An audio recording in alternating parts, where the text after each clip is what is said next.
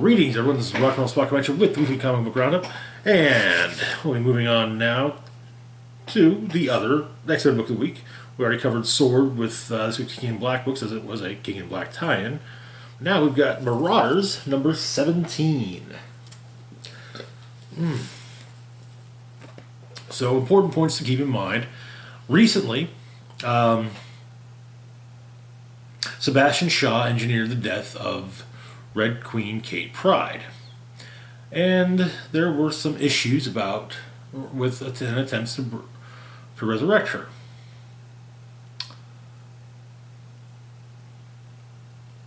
Until someone had the bright idea to convince the resurrected Kate, or husk of Kate, to phase through the egg instead of trying to shatter it. Anyway, let's see. For what has happened, Shaw has been poisoned.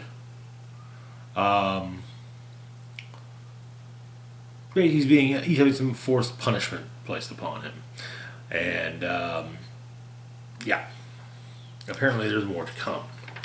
So the issue begins with Emma seeing what Lockheed saw as Shaw had killed Kate.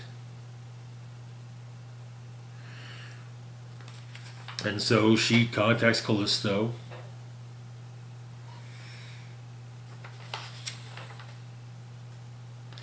wanting to know where Shinobi Shaw, the Black Bishop, is, and to be ready to kill him. Apparently he's at the Green Lagoon, having a drink with the White Bishop, Christian Frost.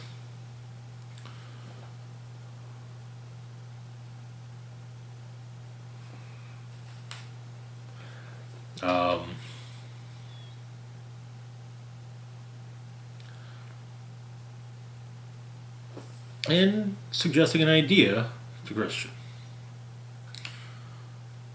which Christian actually likes and figures it might actually go somewhere, with Emma, seeing it would be coming from Shinobi and not Sebastian.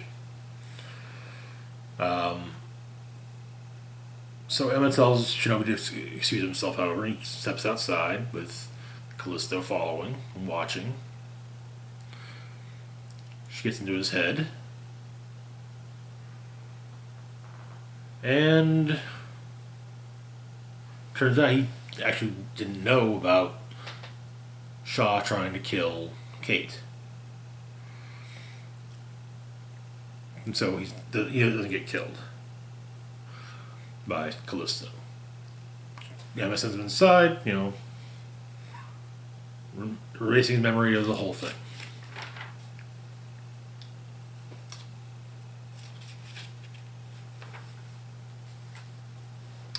Now,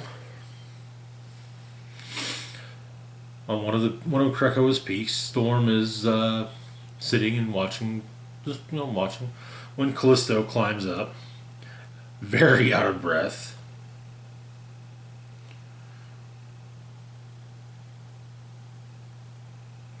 Apparently, Storm is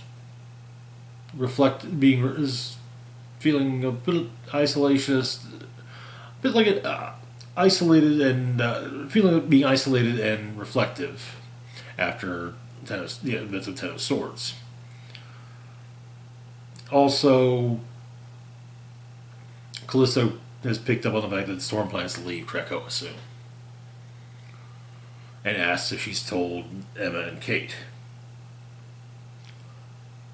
She hasn't, but Callisto explains why she's here.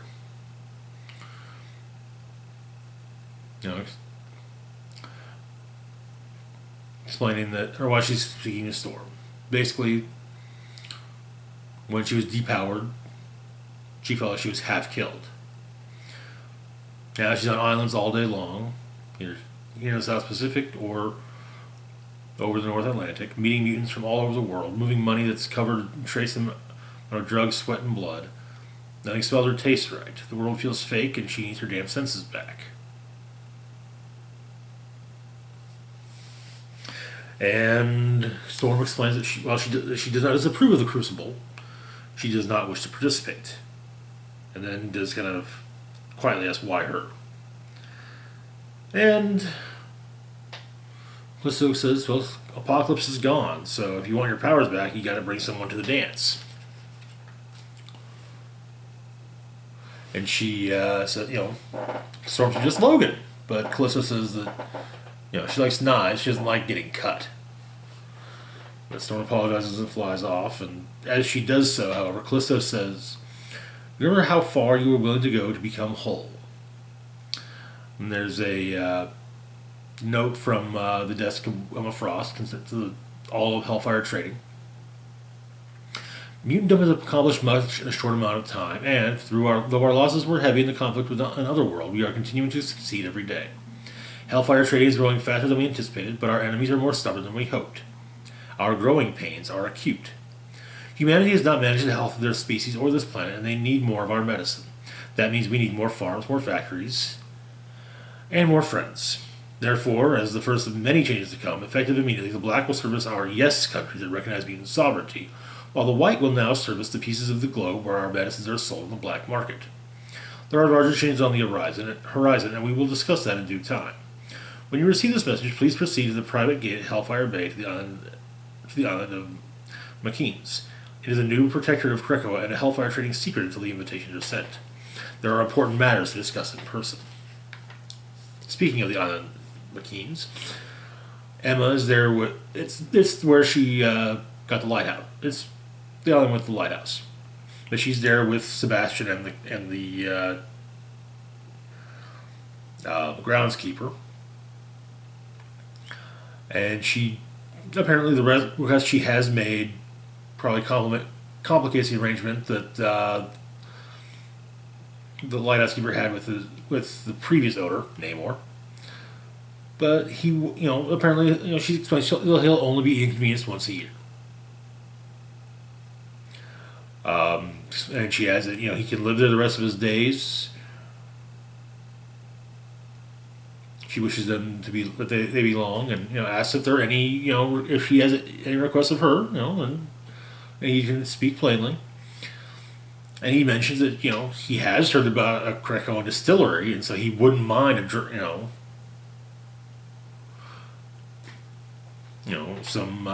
Krakoan whiskey. So yeah, she'll get him some.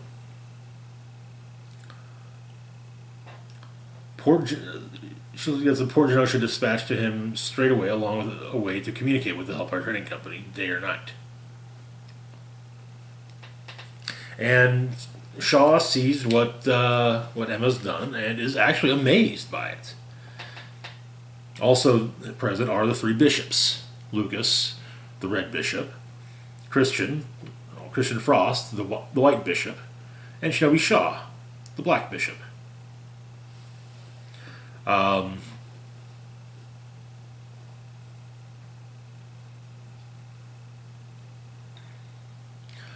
Also present are their cook and Jumbo. Jumbo wants to know how many costume changes she's going to have for the upcoming ball, and the cook Saucier wants to know how many mouths is he going to be feeding. That's his name is the cook's name is Saucier, and she explains that most of the guests will be human.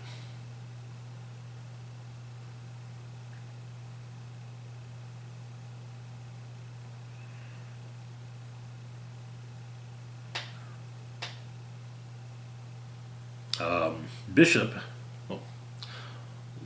Lucas Bishop, the Red Bishop, explains or asks that if they're planning a state dinner, shouldn't Kate be there? And Emma explains that she asked Kate to deliver a letter on her behalf to a place she already had personal business, which brings us to Madripoor. Lockheed is taking Kate to the place where he was cared for after her death at Shaw's hands. Some of the Madripoor cops, there appear to be protests going on the streets, and some of the police are going after the the place where Lockheed was taken care of.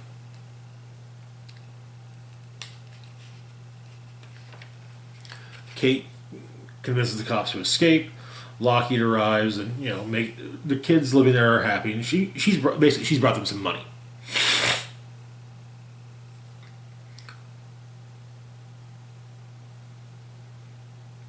And so Kate also asks what's going on. Explain that Verendi, who's taking over the government, are trying to raise Lowtown and build more giant towers. So Kate has a plan. Back on Krakoa at the Crucible, Callisto has shown up, and Silver Samurai gives a speech.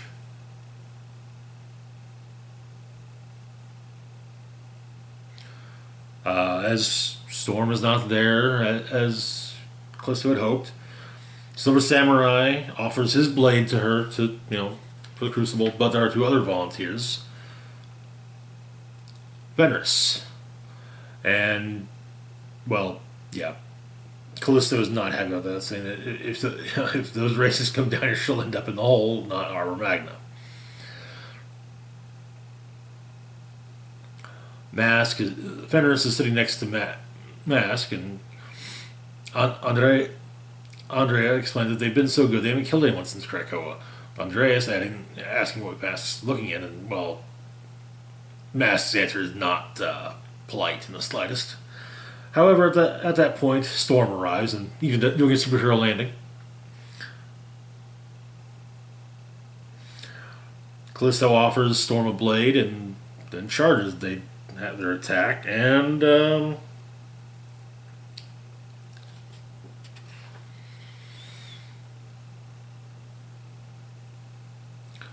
Storm basically electrocutes Callisto, killing her, and then welcomes her back to life, whole. The next morning, Callisto is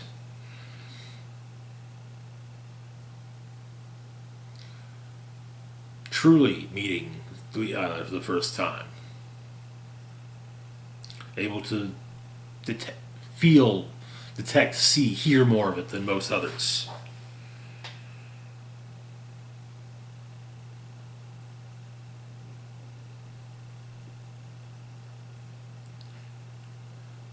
And like I said, Storm is planning to leave, but she does not yet know where. There's also a letter from Dolores at the X-Desk explaining that there were a flurry of financial moves made by the Hellfire Trading Corporation. In the dust cell, there was a lull of significant expenditures, but in the last several hours, Emma Frost companies bought up multiple properties in Lowtown of Madripoor. The most significant of these purchases was a hospital, but there are others, and they are almost haphazard. They range from vacant lots, single and multi-family homes, and even some air rights. Several details to note. One, the Hellfire Trading Corporation has a shell corporation they could use to obfuscate the purchases, but they are not using them. Rather, it seems they would like the Verendi government to know they are establishing a toehold on the impoverished and crime-ridden district.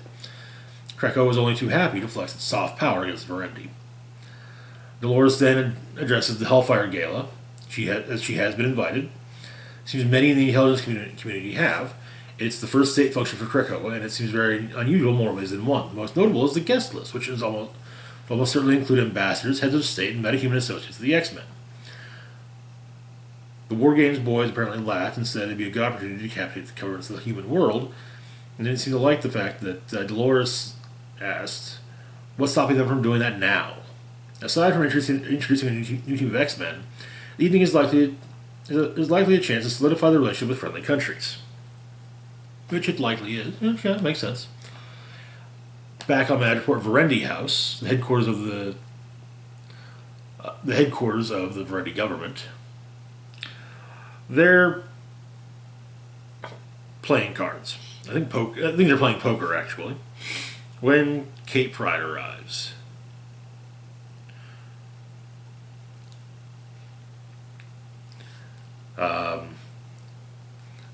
she's there's a lot of families in Lowtown, and asks if there's anything she can do to try to dissuade them from raising Lowtown and making a mini Dubai in its place.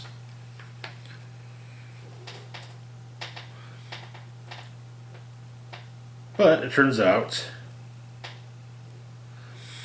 but of course, Verity has no interest in that, calling it a blight.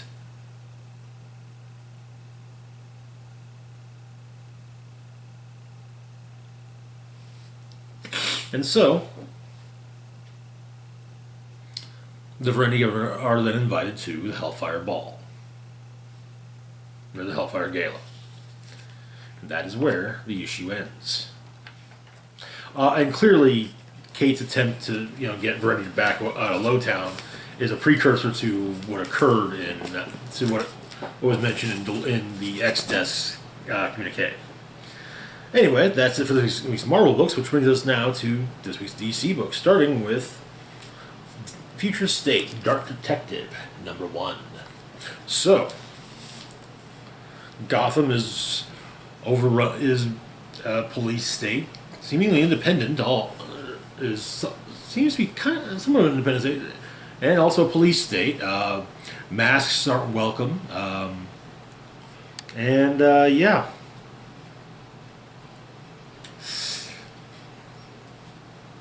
And it seems, and Bruce Wayne is most definitely no longer Batman. Nor is he living in Wayne Manor, for that matter. So the issue begins. We get the narrations. Gotham is a funeral no one's attending. A metaphor about something broken. It's Eleanor Rigby, who no one gave a crap about because she had her face in a bucket. Something like that.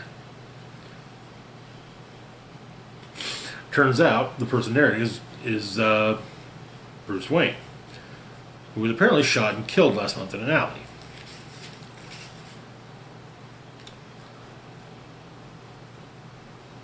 By Magistrate 01, who claimed to know just who Batman is, or who Bruce Wayne is.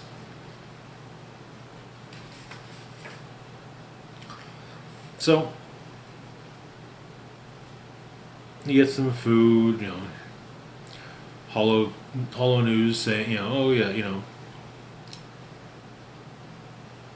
Batman's dead, and that, and also a few days later, Bruce Wayne, and, somebody's dying in threes, so who's next? The young lady sitting a couple stools from Bruce asks. We also see apparently the last of the Wayne family fortune bought Bruce some anonymity and got his wounds stitched up. The next day, Magistrate 01 made did a press conference saying, or Peacekeeper 01 did a press conference saying the Batman is gone. Then, shortly thereafter, Bruce Wayne was also announced to be, a few days later, Bruce Wayne was announced to be dead as well.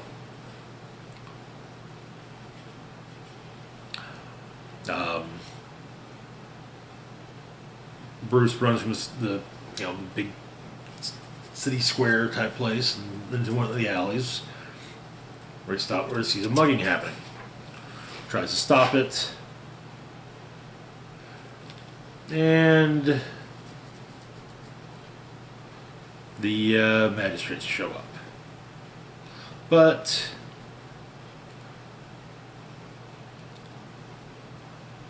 he's got a bat. He's decided to. He knows he has to fight what's happening in Gotham, but he can't figure out what. And he said, but he is the ghost of what he once was. After all, and he says, why not? There are some ghosts that don't know they're dead. As he's running from the magistrate drone, however, Bruce does take a bullet in the leg, and he reopens his stitches on his stomach. His bat suit is much more low tech. It's more body armor. His upper arms are actually kind of the mid arms are revealed. We got gloves. The left one's got a line gun in it.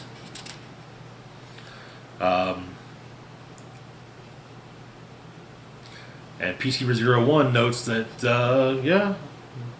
Batman is not dead after all.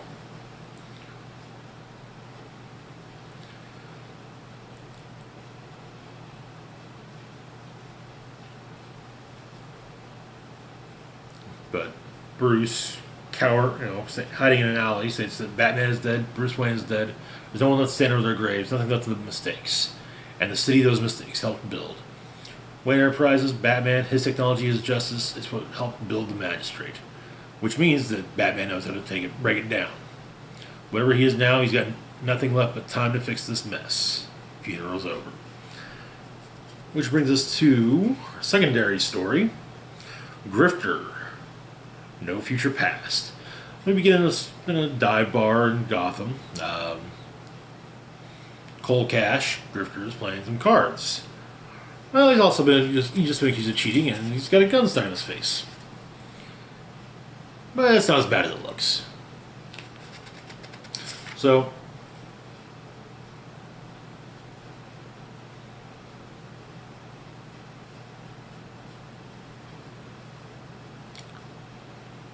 he stabs and disarms the guy when a couple of cops show up, and a couple of cops show up behind him. However, Cole's not buying their cops, and then they out his identity as Cold Cash or Grifter, and half the bar turns on Cole.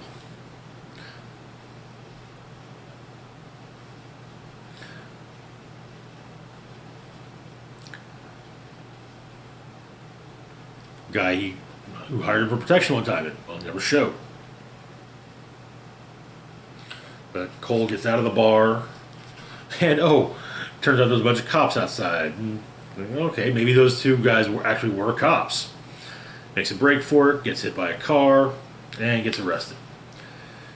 In the paddy wagon with him is former Batwing, Luke Fox.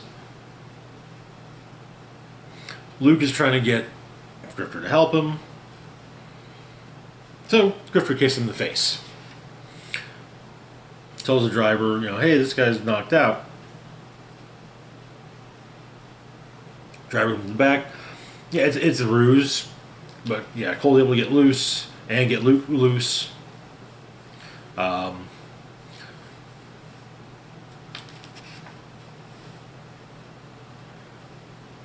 They head to Grifter's apartment. He changes, and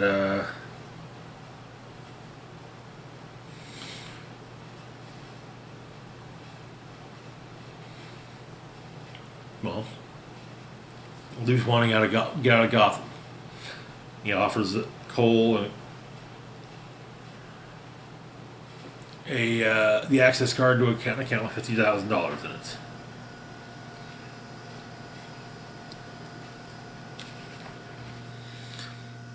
Well, Cole does have contacts to get out of Gotham, but to get to them, Luke's got to wear a mask. Cole's already got his mask. He puts on the old Grifter mask. They make their way through town and end up in Black Mask Syndicate territory. Apparently, Cole's not exactly the favored son of the Black Mask gang, the Black Mask Syndicate. He's trying to get Luke to run, but Luke's not paying attention, not picking up on the hints at least. So they shoot their way out.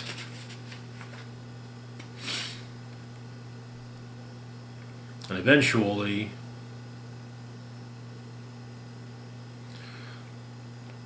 they actually, on accident, end up exactly where they needed to go.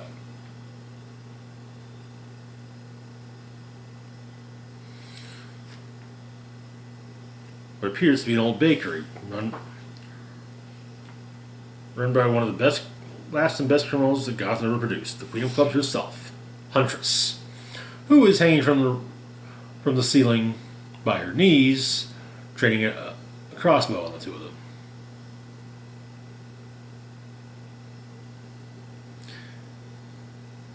As Cole nonchalantly lights a cigarette and suggests that Luke put the hood back on. That is where the story ends for now. Which brings us to our next title, Future State Justice League #1.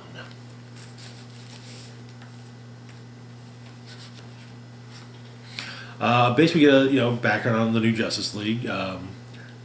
Seeing them fight against what appear to be Starro-possessed forces of Apocalypse, other creatures and the Legion of Doom, and yeah. But the lineup is you got John Kent, Superman, the new Wonder Woman, a new Batman, Green Lantern. I can't remember her name. But she's appearing in the Far Sector, Green Lantern Far Sector series, The Flash, and Aquawoman.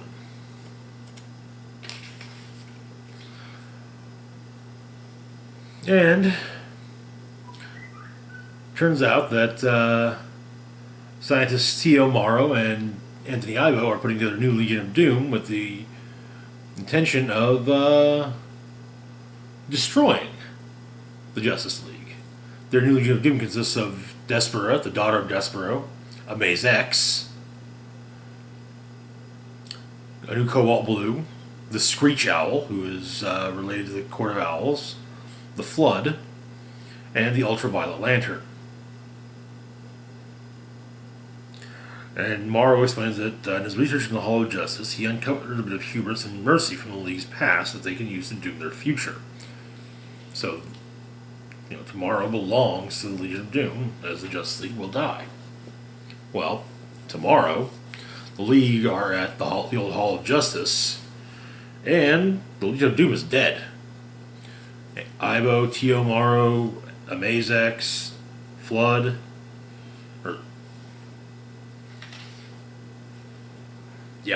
all dead. Green Lantern investigates. So,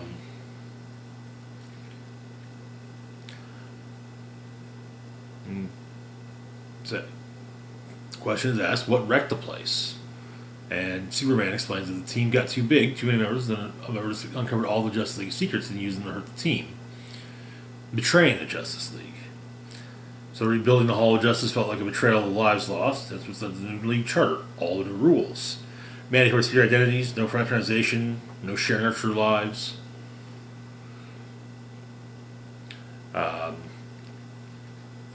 Everyone's stoked to see the League. This is a Gotham after all. So, but yeah, Green Lantern opts to stick around, further investigate the crime scene. So, Flash, Aquawoman, Batman, Superman, and Wonder Woman head out. In fact, Wonder Woman suggests that her and Superman go and each have a hot dog at 1,000 feet, and they talk about things. Superman wanted to expand the League, and Wonder Woman points out that the new rules are there for a reason, and they work. In fact, in all honesty, the two of them probably shouldn't be sharing hot dogs at 1,000 feet.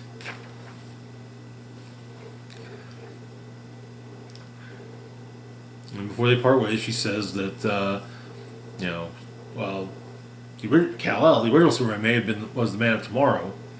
However, John Kent has to be the Man of Today. Further notes on the investigation that the attack came from within the Hall of Justice. The Legion of Doom was blindsided.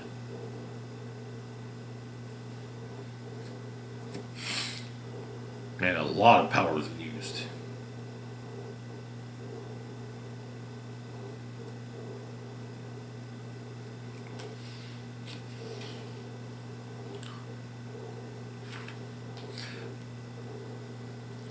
In Amnesty Bay, Aquaman attempts to, telling her parents what happened when Flash shows up.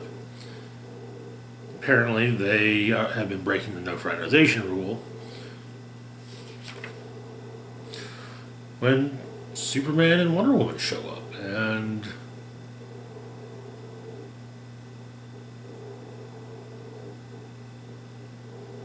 then Green Lantern calls saying she's a lead on the case.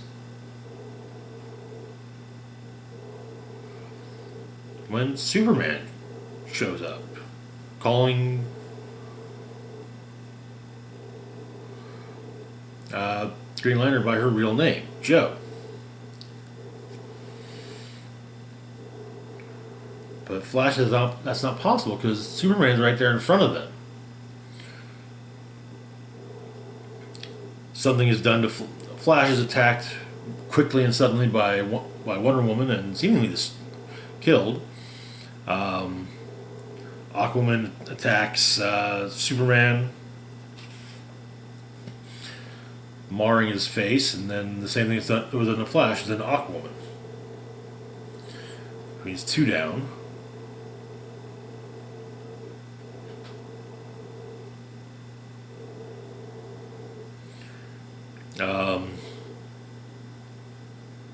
But now the League communicators aren't working, so Green Lantern's trying to figure out what happened to the League, and realizes that according to her ring, Superman killed the Legion of Doom.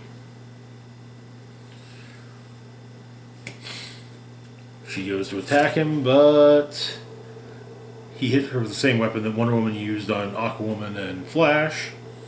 Elsewhere,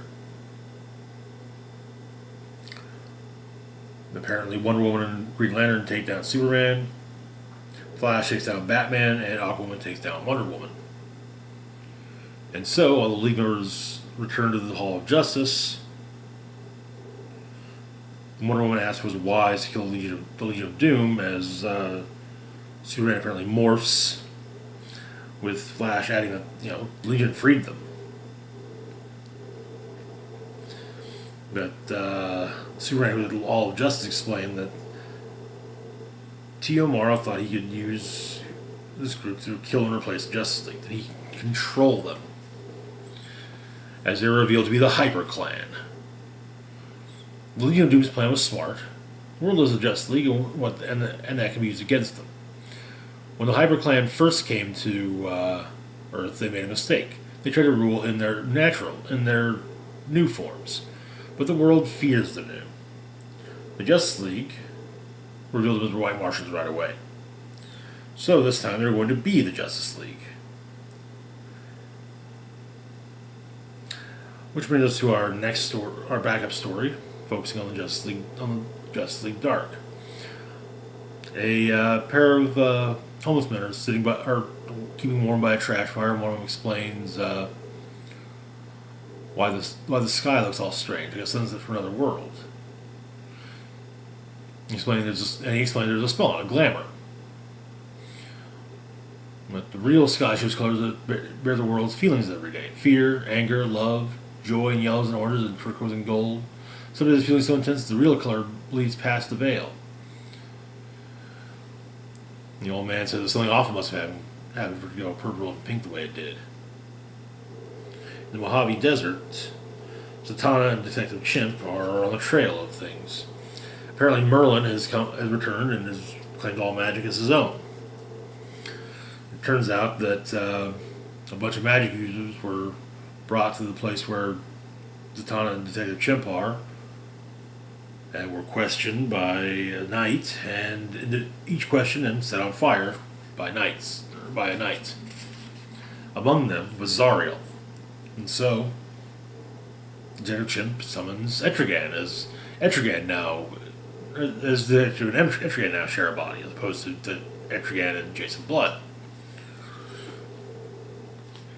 Mainly so that Etrigan could see the remains of Zariel. And he finds a charm in Zariel's charred hand.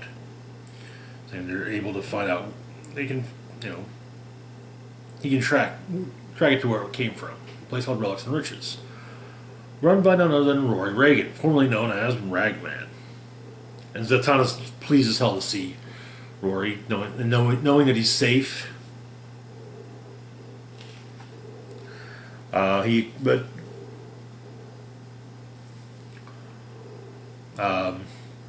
Etrigan brings the charm to him. And he explains that a bunch of others were there, including John Constantine. They're looking for protection charms, and John won't give details. The less you know, the better. However, Rory says he's no fool. He knows what they were doing. They were doing a cloaking spell. However, he knows what they were doing. They were doing a cloaking spell. However, he knows what they were doing. They were doing a cloaking spell. However, he knows what they were doing. They were doing a cloaking spell. However, he knows what they were doing. They were doing a cloaking spell. However, Merlin's forces have arrived. The rag suit is in the basement of the shop, but it hasn't fed in a while. So, Etrigan asking, what good is a demon who bears not a sinner's soul? And so he feeds a soul to the rags, and a now very powerful ragman attacks Merlin's forces, as it provides a distraction for Zatanna the chimp to get out. Zatanna makes the earth grab the feet of Merlin's forces, and then Detective Chimp and Ragman go through a portal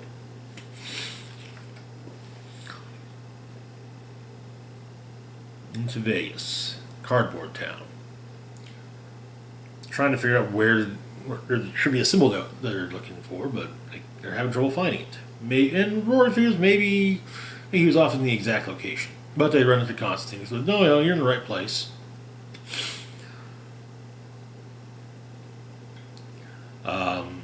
The fact that the area that there is a homeless is, basically a homeless settlement now, made doing a cloaking spell even easier.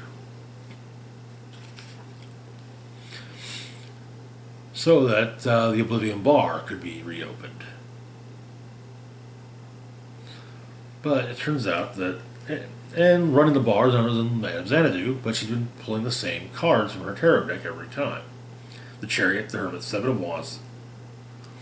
She makes her drawing this time the Chariot, the Hermit, the Devil.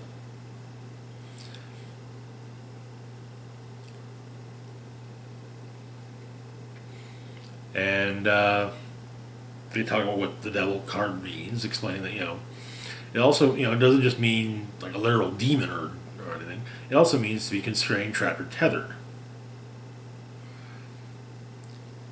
And Detective Chimp realizes he's going to have to call Etrigan once again, and he does, much to Etrigan's chagrin. And Etrigan goes out to speak to the old man from the beginning, who's talking about the colors of the sky.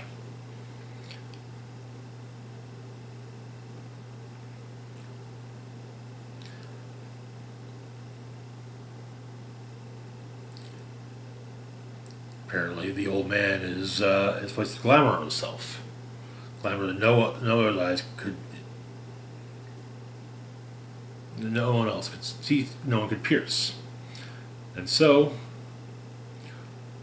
Etrigan spews hellfire upon the old man to undo the spell and reveal the old man's true form. It's Dr. Fate. And he makes a point to explain he says that, it had to be Etrigan who freed him, who undid the spell. That way they could speak about why Etrigan won't fight back against Merlin, and the truth about Jason Blood. However, Merlin has detected that the Helm of Naboo has returned, and his forces now march upon the helm. And that is where the issue ends. Which brings us to our final book of the week, American Vampire 1976, Book 4.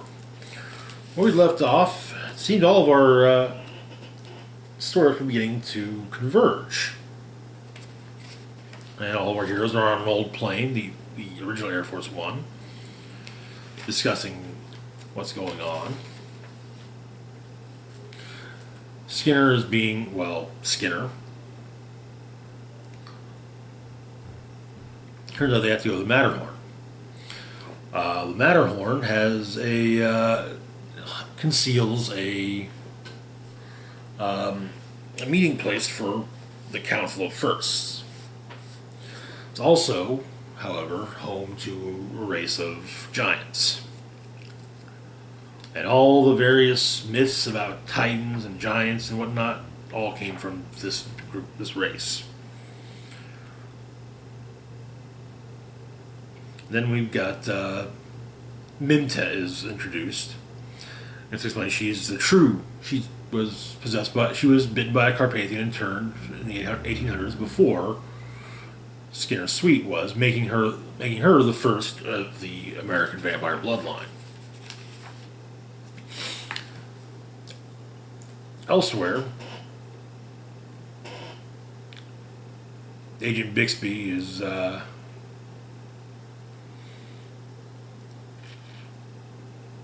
responding to an alarm and enters the kitchen and finds the president, having set the alarm off himself. Turns out there are 2 orders he needs to sign, but he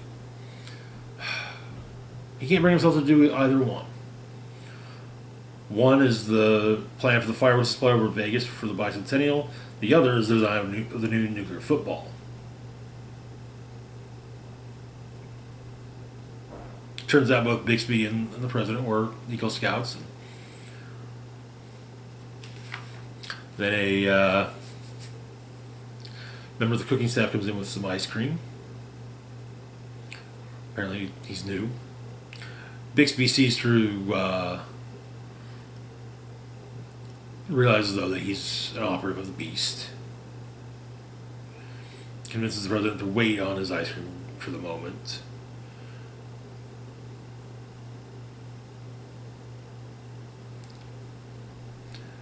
And suggests the president sign the order on the fireworks.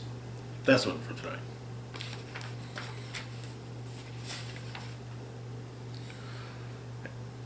And as the president describes what will happen, Bixby imagines it, so that he can see it. He can see it. We didn't get the story of how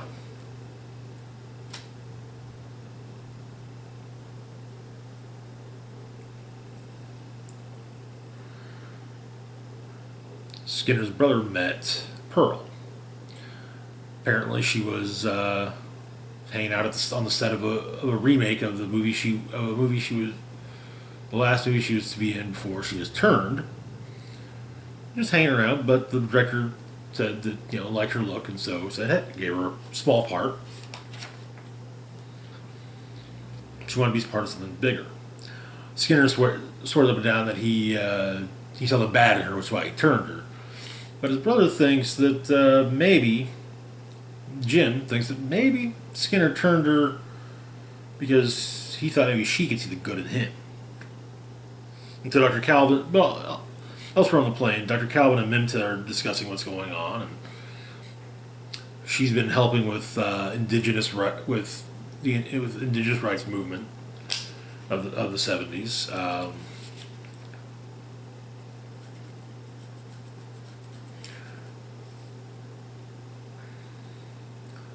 And their pilot, Felicia, one of the other comes to her and explains that Dracula, died in agony.